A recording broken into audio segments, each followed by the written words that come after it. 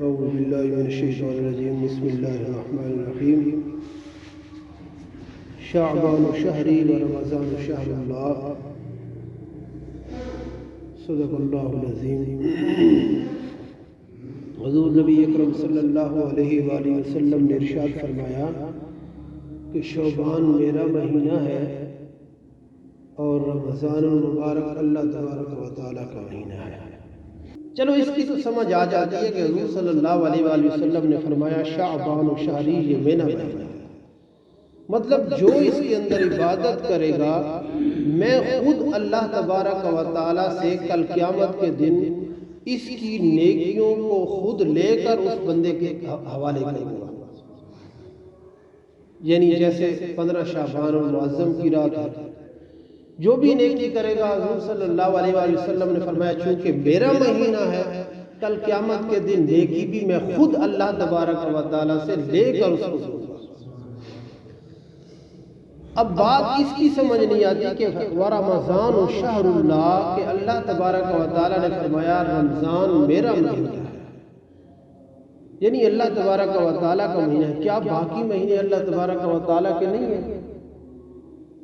شوال بھی اللہ تبارک و تعالیٰ کا مہینہ ہے، ذوالقعدہ، ذوالحجہ، جتنے بھی مہینے ہیں باقی، محرم، صفر، ربیع الاول، ربیع الثانی، جمادی الاولیٰ، جمادی الثانی، سارے مہینے اللہ تبارک و تعالیٰ کے۔ لیکن اس مہینے کو اللہ تبارک و تعالیٰ نے کیوں فرمایا کہ ورمضان شہر اللہ، یہ رمضان جو مہینہ ہے یہ میرا یعنی اللہ تبارک و تعالیٰ کا مہینہ ہے۔ اس کے اندر ایک خصوصیت تھی، ایک انفرادیت تھی، ایک اولویت تھی جس کے وجہ سے اللہ تبارک و تعالیٰ نے فرمایا یہ میرا مہینہ ہے۔ وہ کون سی انفرادیت تھی؟ وہ انفرادیت یہ تھی کہ الصوم لی وانا اجزی بہ، اللہ تبارک و تعالیٰ نے فرمایا روزہ میرے لیے ہے اور میں خود اس کی جزا ادا کروں گا۔ حضرت ابو ہریرہ رضی اللہ تعالیٰ عنہ سے مروی ہے کہ حضور صلی اللہ علیہ وآلہ وسلم نے فرمایا اللہ تبارک و تعالیٰ نے فرمایا، ایک حدیث مبارکہ ہوتی ہے جو حضور صلی اللہ علیہ وآلہ وسلم کو حکم ملتا ہے، وہ حضور صلی اللہ علیہ وآلہ وسلم آگے امت تک پہنچاتے ہیں، اس کو حدیث قدسی کہتی ہیں، وہ اللہ تبارک و تعالیٰ کا حکم ہوتا ہے جو حضور صلی اللہ علیہ وآلہ وسلم کی زبان اقدس سے صادر ہو رہا ہوتا ہے، نکل رہا ہوتا ہے، وہ ہوتا اللہ تبارک و تعالیٰ کا حکم ہے۔ یہ بھی وہی حدیث قدسی ہے، اللہ تبارک و تعالیٰ نے فرمایا آدمی کا ہر عمل اس کے لیے ہے اور ہر نیکی کا اجر 10 گنا سے لے کر 700 گنا تک ہے سوائے روزے کے، یعنی روزہ میرے لیے ہے اور میں اس کی جزا ادا کروں گا۔ اس حدیث مبارکہ کے اندر 3 چیزیں ہیں، 3 سبق ہیں جو آج میں آپ کو دینا چاہتا ہوں۔ حضرت ابو ہریرہ رضی اللہ تعالیٰ عنہ سے مروی ہے کہ حضور صلی اللہ علیہ وآلہ وسلم نے فرمایا کہ اللہ تبارک و تعالیٰ فرماتے ہیں آدمی کا ہر عمل اس کے لیے ہے۔ اب کیا مطلب؟ جو نماز پڑھتے ہیں وہ بھی ہمارے لیے ہے، جو روزہ رکھتے ہیں وہ بھی ہمارے لیے ہے، جو دوسروں کے ساتھ نیکی کرتے ہیں، دوسروں کے ساتھ اچھا عمل کرتے ہیں، کسی کو اخلاق کے ساتھ بات کرتے ہیں، کسی کو راستہ دکھاتے ہیں، کسی کو اپنی سواری کے ساتھ بٹھا کر اس کو گھر تک لے جاتے ہیں، یہ کس کے لیے ہے؟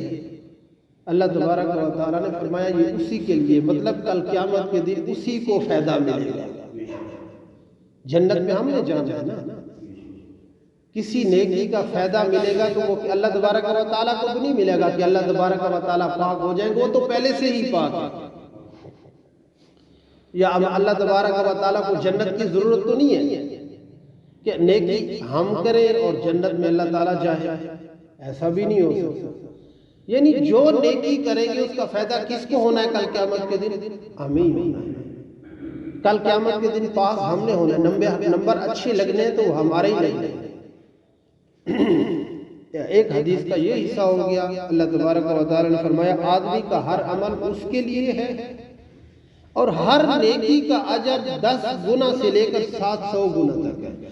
اور 10 گنا سے لے کر 700 گنا تک کیوں فرمایا؟ فرمایا یہ رمضان جو میرا مہینہ ہے نا، اگر اس کی جزا میں نے ہی دینی ہے تو میں نے پھر وہ باقی مہینوں والی اس کو ثواب اور عطا جو ہے وہ نہیں دینی، بلکہ جو میں نے اپنا مہینہ قرار دے دیا پھر میں نے اس کو ثواب بھی اسی حساب سے دینا ہے۔ باقی مہینے تو ربیع الاول حضور صلی اللہ علیہ وآلہ وسلم کے نام کے ساتھ منسوب ہے نا، حضور صلی اللہ علیہ وسلم کی ولادت ہوئی ہے تو اس وجہ سے اس کو فضیلت ملی ہے۔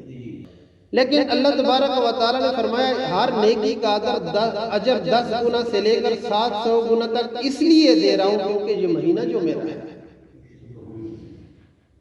اب اس حدیث مبارکہ کا تیسرا حصہ یہ ہے کہ سوائے روزے کے روزہ میرے لیے ہے اور میں اس کی جزا دوں گا، یعنی روزہ جو ہے یہ 7 گنا تک ایک مقرر نہیں ہے، بلکہ اس کا اجر اتنا ہے کل قیامت کے دن وہ صرف مجھے ہی پتہ ہے جو میں اپنے بندے کو عطا کرتا ہوں۔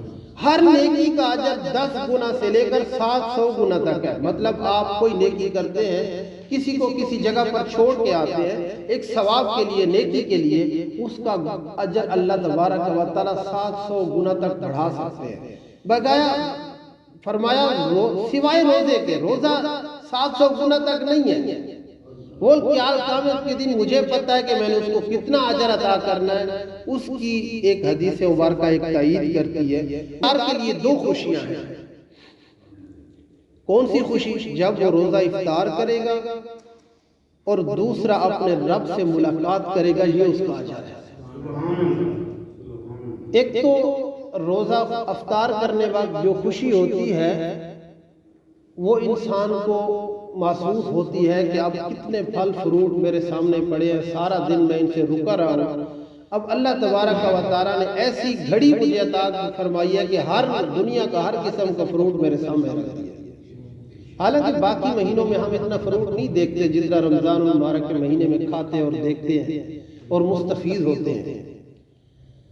اور اللہ تبارک و تعالیٰ نے فرمایا کہ سوائے روزے کے اس کا اجر مجھے پتہ ہے۔ وہ کون سا اجر ہے؟ کل قیامت کے دن اپنا وہ بندہ جب میرے ساتھ سامنے کھڑا ہو کہ میں اس کو اپنا دیدار کرواؤں گا، یہ اس کے لیے ایک 700 گنا سے بڑھ کے اجر ہے کہ کل قیامت کے دن اللہ تبارک و تعالیٰ کا دیدار کرے گا ایک عام شخص۔ حالانکہ موسیٰ علیہ السلام کو اللہ تبارک و تعالیٰ نے کیا فرمایا؟ موسیٰ علیہ السلام نے فرمایا کوئی طور پر کہ یا اللہ مجھے اپنا دیدار کرا۔ یہ قرآن مجید کے اندر بھی آتا ہے اپنا دیدار کر۔ تو اللہ تبارک و تعالیٰ نے فرمایا اے موسیٰ تو میرا دیدار نہیں کر سکتا۔ کیوں نہیں کر سکتا؟ کہ وہ تجلی اتنی اللہ تبارک و تعالیٰ کے دیدار کی ہے کہ تو دیکھ ہی نہیں سکے گا۔ ایک نبی ہو کے فرما رہے ہیں اللہ تبارک و تعالیٰ کہ اے موسیٰ تو میرا دیدار نہیں کر سکتا۔ اگر کرنا چاہتا ہے نا تو پھر کوہ طور پر آ رہا۔ کوہ طور پر بھی اللہ تبارک و تعالیٰ نے اس کو کچھ دن محنت اور مشقت کرنے کے لیے بولا۔ ایسے نہیں فرمایا کہ تو آ جاؤ میں تمہیں دیدار اپنا کروا دوں گا۔ کوہ طور جل کے راہ ہو گیا اور موسیٰ علیہ السلام بے ہوش ہو گئے، گر پڑے۔ وَخَرَّ مُوسَىٰ صَاعِقًا۔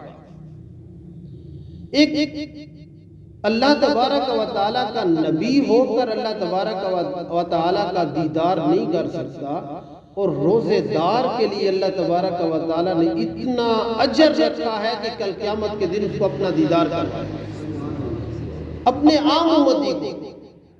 مطلب دیکھیں کہ ایک موسیٰ علیہ السلام اللہ تبارک و تعالیٰ کے نبی ہو کر بھی دیدار نہ کر سکے، تجلی اتنی زیادہ تھی کہ وہ دیکھ کے گر پڑے، بے ہوش ہو کے گر پڑے۔ لیکن اس کا اجر روزے کا اتنا ہے کہ کل قیامت کے دن اللہ تبارک و تعالیٰ اس کو اپنے سامنے بٹھا کر اپنا دیدار عطا کرے گا۔